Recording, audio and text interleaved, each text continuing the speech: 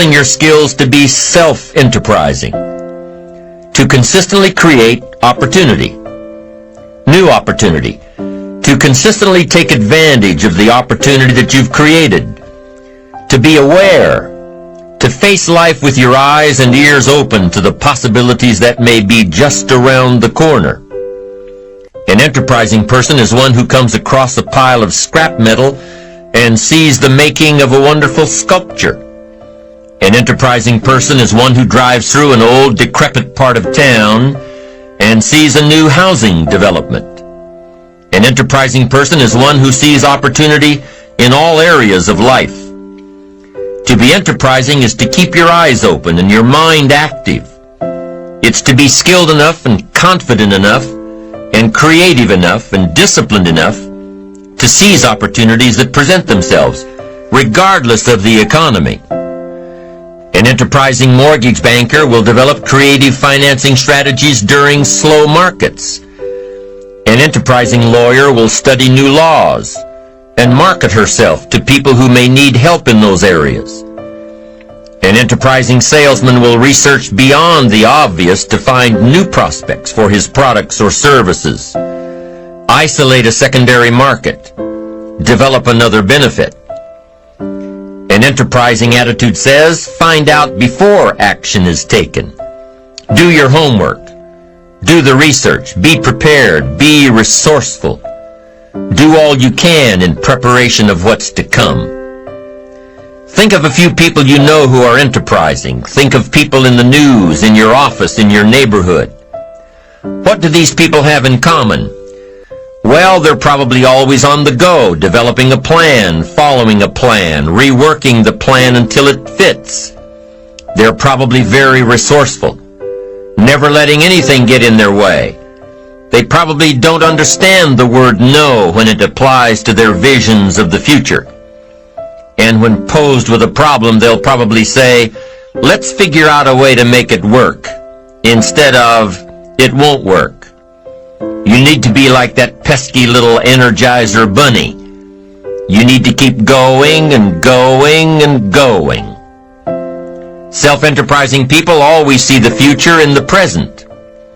Self-enterprising people will always find a way to take advantage of a situation, not be burdened by it. And self-enterprising people aren't lazy.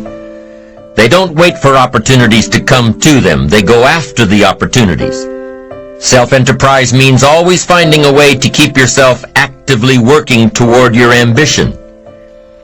Self-enterprise requires two things.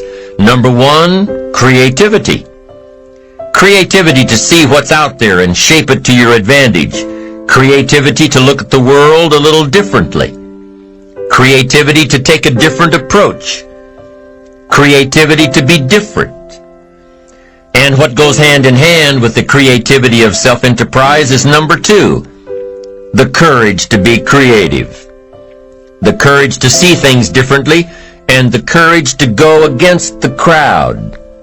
The courage to take a different approach.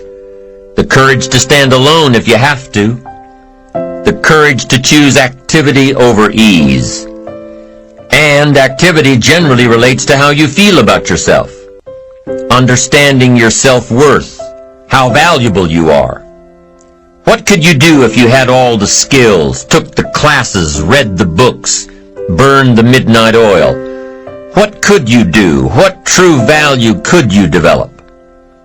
This is one of the better exercises. What could I become? What could I really do in the marketplace? In enterprise, home, family, experience, love, friendship, marriage. How valuable could I become?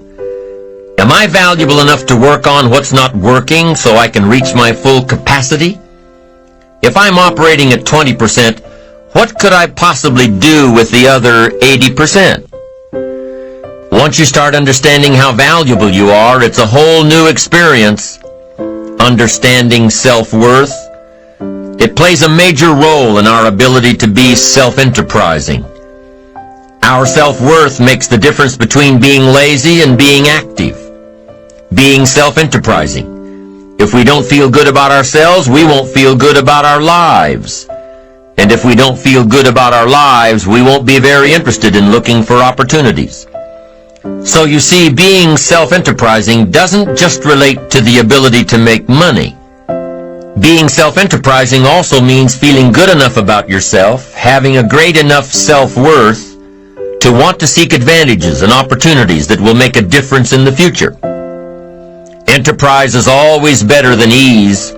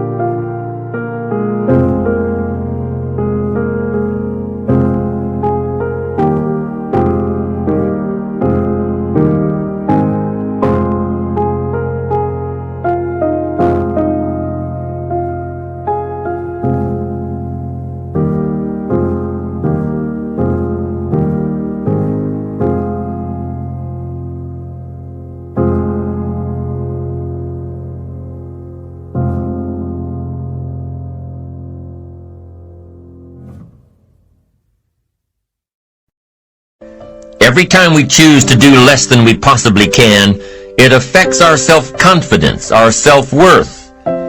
If we keep doing a little less every day, a little less, every day that we keep doing a little less, we are also being a little less. Can you imagine what you'd end up being after 10 years of doing a little less every day? It's devastating. Think about it. Doing less could ruin your life. Now, you can reverse the process of doing a little less. You can reverse this process by using your self-direction, your self-reliance, your self-discipline. You alter the course by doing a little more each day. A little more, a little more, a little more. And pretty soon, you'll develop a new habit of doing rather than neglecting. And days and weeks and months of doing a little more will ultimately do what? It'll increase your confidence.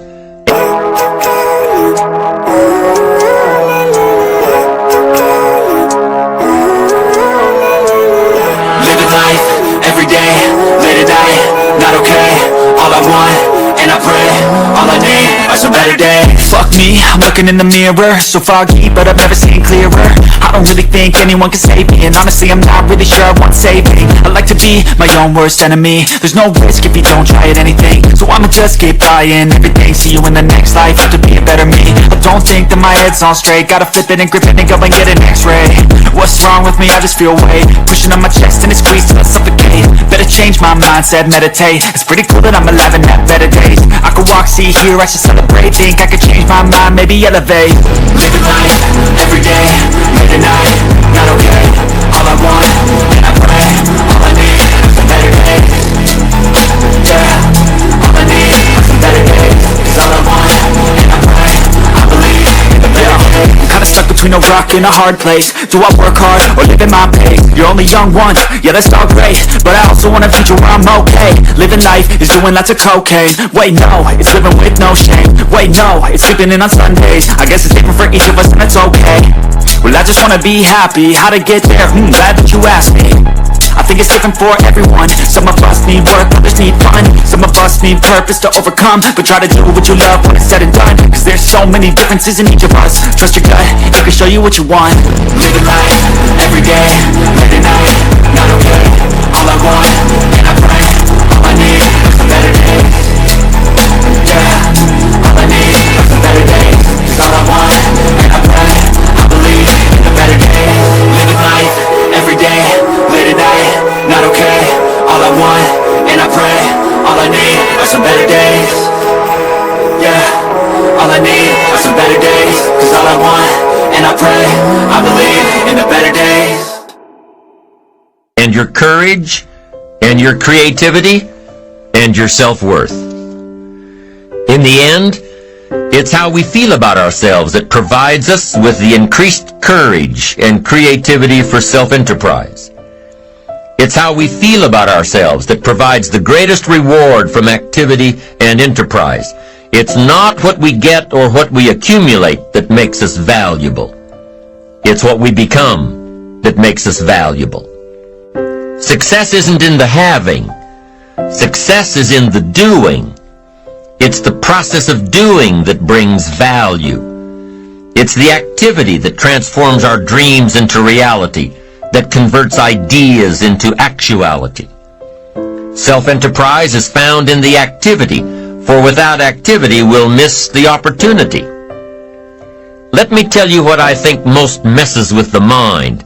I think that simply doing less than you can messes with the mind. It causes all kinds of psychic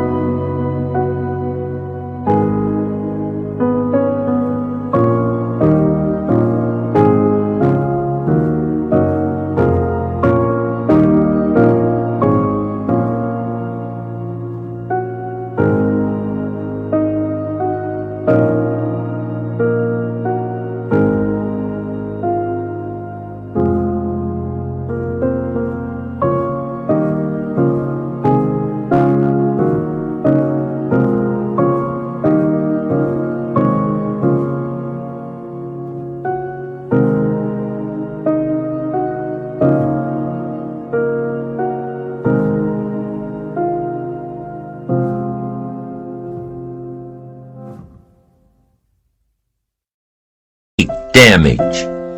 I think being less than you can be, trying less than you could try, doing it with less enthusiasm than you could do it, messes with the mind. It somehow damages the mind. It damages our self-image. Because here's what I've discovered happens. The minute you turn this around and start extending yourself, you'll see immediate rewards. Maybe not monetary ones, not yet, but it's how you feel about yourself that's the greatest value. You see, it's not what we get that makes us valuable, it's what we become. Discover all you can do, see how much you can earn, how much you can share, how much you can start, how much you can finish, how far you can reach, how far you can extend your influence. Some people out there would have us believe that positive affirmation is more important than activity.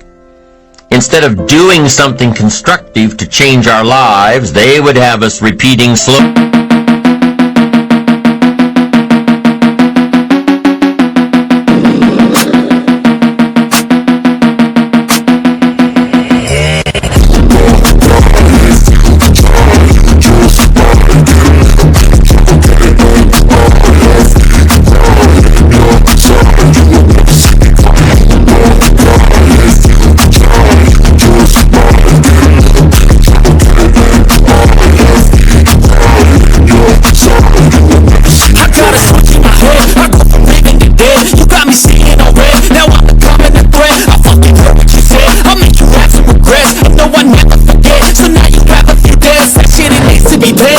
Some sort of pain, you caused a permanent stain, which has determined your fate. I've never seen so clear, I feel the end and it's near. The day of reckoning's here, the sound of deafening fear.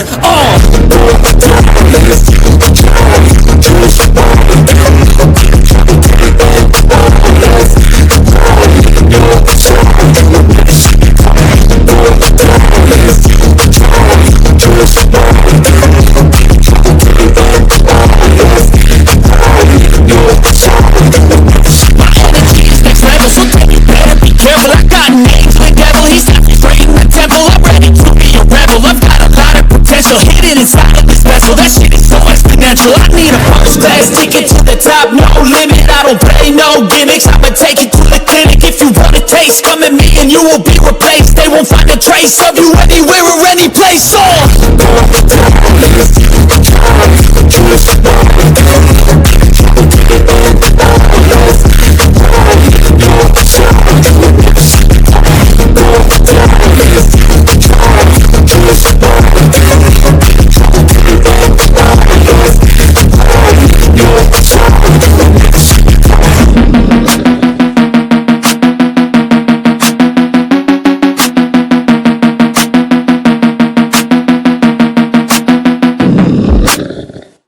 Slogans and canned affirmations like every day and in every way, I'm getting better and better. Well, getting better and better doesn't just happen from wishful thinking. Getting better and better only happens with the discipline of doing better and better. Discipline is the requirement for progress, and affirmations without discipline are in reality delusions. Now, don't get me wrong here. There's nothing wrong with affirming the good life as long as we are disciplined enough to take action. Affirmations can be effective as long as we remember two very important rules. Number one, we should never allow affirmation to replace action, activity, enterprise. Feeling better is no substitute for doing better. And number two, whatever we choose to affirm must be the truth. If the truth happens to be that we're broke, the best affirmation would be to simply say, I'm broke. I'll face it, accept it, be responsible for it, and change it. By admitting that you're broke, by saying it out loud, you'll probably be disgusted enough to start the thinking process on how to change it. Anyone saying I'm broke with conviction will most likely be driven from ease into action. Confronting harsh realities has an incredible effect. Confronting the truth and then applying the discipline to express the truth instead of disguising it inevitably leads to positive change. And reality is always the best beginning. You see, within reality lies the possibility to create our own personal miracle. Our own personal miracle. And the power of faith starts with reality. If we can bring ourselves to state the truth about a situation, then, as the saying goes, the truth will set us free.